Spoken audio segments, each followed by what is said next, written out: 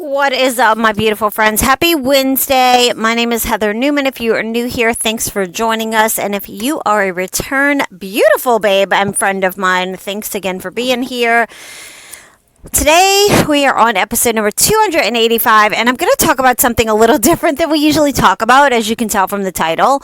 But we're talking about how online coaching and fitness have really transformed since 2015. I have been doing some reflection just to make sure that I am in alignment. And I always stress to you guys just to assess where you are in life and make sure it feels like you are in alignment with what you're supposed to be doing in this season. And, sometimes we got to pivot and do different things. So anyway, ever since about 2015-ish, for me personally. Now, I think prior to that, it was probably like 2010.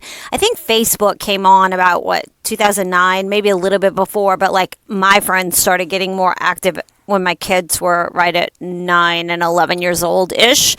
Anyway, since about, let's just go with my experience, about 2015, the online fitness and health coaching, it exploded. And if you've ever scrolled through Instagram or TikTok, you've seen it. So what started out way back when, probably 2010-ish, as workout DVDs and maybe a handful of big name programs like P90X, or maybe some other things come to mind for you.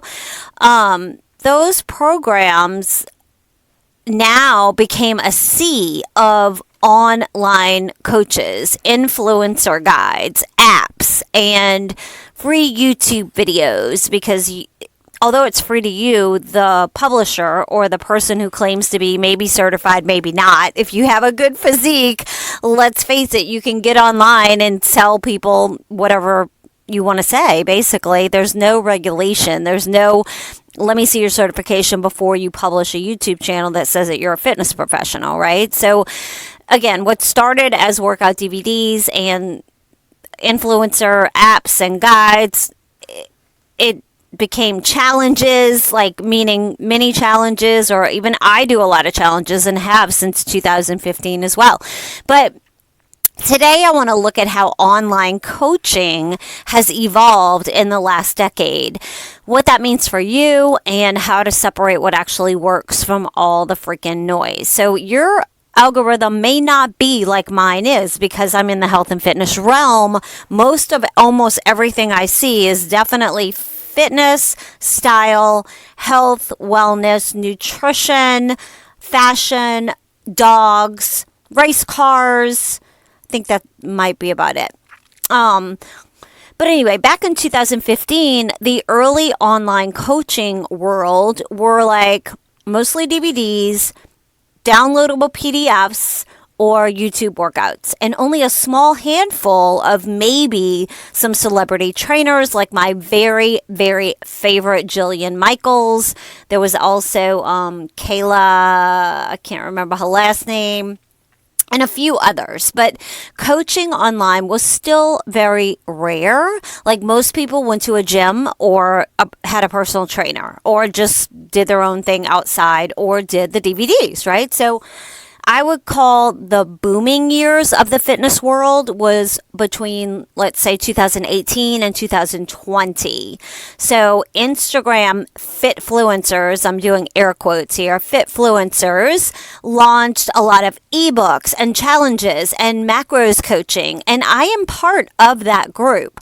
Now, of course, I am a Gen Xer, so my audience would be around my age for the most part, but I do and still do have some 20-year-olds, some 30-year-olds, some 40-year-olds, and I'm in my 50s. I've also got ladies that are in their 60s, 70s, and even 80s. So I would say that everything I try to do, I modify. If you're physically able to do a workout, you can probably do my workouts, and we work on intensity. But anyway, this is not about me. This is about the industry and just how much it's changed. So with the rise of Facebook groups, do y'all remember that in 2018, 19, and 20, Facebook groups were really, really popular for accountability communities. Now, I still have my Facebook group. I will say the energy in there is pretty much dead. Like, part of me wants to close it. I've closed it before, but then it's kind of like there's a lot of people I can tell are looking. They're just not commenting. You know what I mean? So I don't know if the material is something that they're utilizing that they would miss, or they really could give a flying shit. So the rise of Facebook groups for accountability communities was really big in those couple of years, especially with the lockdown. That became a hub.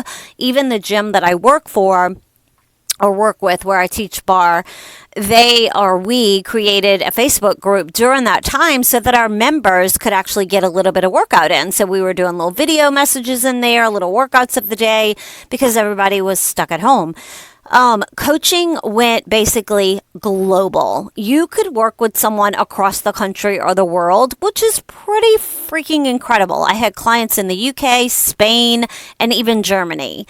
So COVID really did supercharge that shift.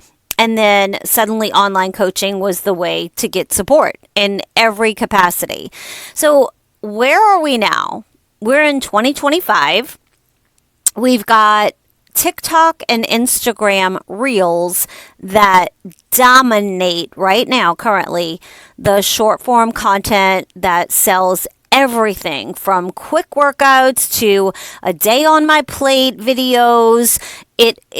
TikTok to me is the QVC of the old world. Also in 2025, where are we now? We have subscriptions and private platforms such as Substack. I just opened my Substack. I'm loving it, by the way. If you're not a member there, it is $5 a month. But in hindsight here, let's think about this. I just went and got a matcha yesterday and paid $8.25. It was in my mouth, in my belly for one evening, and it kept me up till 2 a.m., you guys. I stayed up till 2 a.m. If you try a matcha, do not ever drink it at 6 p.m. I usually have no problem going to sleep at all, and I was up until 2 a.m. this morning. So needless to say, I'm exhausted. I won't do that again.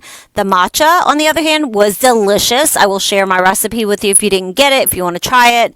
Matcha is like a green tea extract, and it was the way that I had it made, the recipe that I made up. I was trying to be very calorie conscious, and I got it under or right at 300 calories. And anyway, this isn't about my matcha, but my matcha did play a role in this because it was $8.25. Whereas you can go to my Substack and become a member for $5 a month, and you get what I'm talking about here, but I talk way more personal. It's called Just Us Girls. Wait, hold on. I got something happening here. It's called Just Us Girls Gen X, and it's Glitter You with the letter X and then Heather. We're kind of doing some rebranding, some moving some things around. We still have Tone the Issue because that is my baby. Tone is my baby girl, and the ladies who are my push coaches in there, we're about to revamp some things for you ladies as well so that you can have your own clients if you want them, and some other things coming down the pipeline. So anyway, with that, in 2025 right now, and this will change because it always does, subscriptions and private platforms like Tone and Substack, and there's even Patreon and a few other things. They allow a deeper paid coaching community. YouTube has it as well, and you can pay to be a subscriber if your person has a YouTube channel. So hybrid is common, meaning that clients might go to a gym and have an online coach for the structure and the accountability. That is what a lot of my Tone Babes do because I am providing them a workout. I design it. You freaking show up and you do it. You can do it at home. You can do it on vacation. You can do it at the gym. You can do it whenever, wherever you want. And I have a place for us to check in for accountability and support when we need it. Coaches are really starting to niche down in 2025, not just weight loss, but a lot of them teach about postpartum strength and menopause metabolism, walking and toning. That would be me. Also, supplements, lifestyle, finance, and mindset are now part of many fitness coaches' offers. It's more of a holistic shift. So, what it means for you, right? That's why you're here. What does that mean for you, the client? First of all, let's talk about the pros. There's flexibility. There's access to coaches that fit your personality, specialized programs, community support, even from home. And that's a big deal because community support is where people understand us, where we know that we're not alone and we have other people, women who have our back. That's a good feeling. So that is a pro. The cons, in my opinion, is oversaturation. I am looking at, am I in alignment with what is happening in the fitness world online? Anyone can basically call themselves a coach. I've watched it. I've seen it. I even know someone who claims to be a doctor. And as far as I know, this person never, ever, ever got a PhD. So stop calling yourself a doctor. I think it's misleading. There's a lot of that out there. So it's harder to know who is actually credible. And then there's certifications being given by companies that are just kind of, it would almost be like me, Heather Newman Fitness, saying, hey, I'm going to certify you to be certified to teach bar under Heather Newman Fitness. So to know what is recognized as a national association for credibility in each state versus entrepreneurs that are just coming up with their own way of making you feel like you might have a title that would be good under their umbrella, but not really outside of that umbrella. Does that make sense? So the key is basically structure and trust. You know this. Find someone who offers consistency, not just a bunch of freaking hype. So to wrap this up with a pretty little bow, because we're at like 12 minutes and that's the perfect time for you to go for a walk. The fitness world looks very different online than it did 10 years ago, but the truth hasn't changed. Results come from structure, movement, and support that you can actually follow. It doesn't have to feel like something dreadful. Make it fun. Make fitness something that you know is a blessing that you are able to physically do. My best advice, don't get lost in the scroll and don't get lost in the comparison game. Choose a coach or a program that gives you a framework that you can live with. That's what makes all the difference in the world.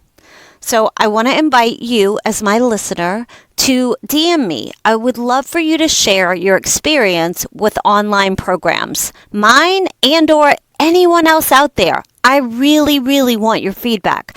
I really want to know. And then Substack, don't forget to go over there. It's called Just Us Girls, Glitter You, Heather. It's for Gen X and anybody else who wants to join us for the private notes.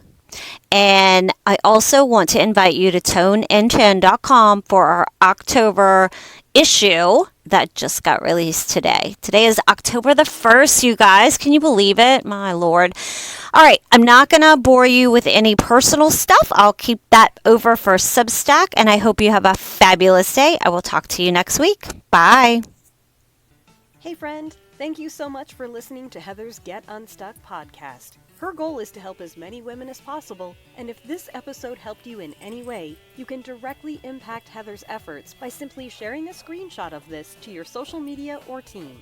Also, if you're looking for additional support, feel free to find Heather on Instagram at GlitterU, her website at www.glitteru.com, and or join the free Get Unstuck community Facebook group.